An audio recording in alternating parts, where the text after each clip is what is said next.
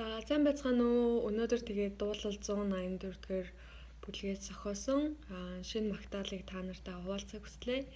Тэгээд энэ дууны утга нь яг юу гэж байгаа вэ гэхээр сэтгэл минь эзний өргөөрөө үргэлж тэмүүлдэг.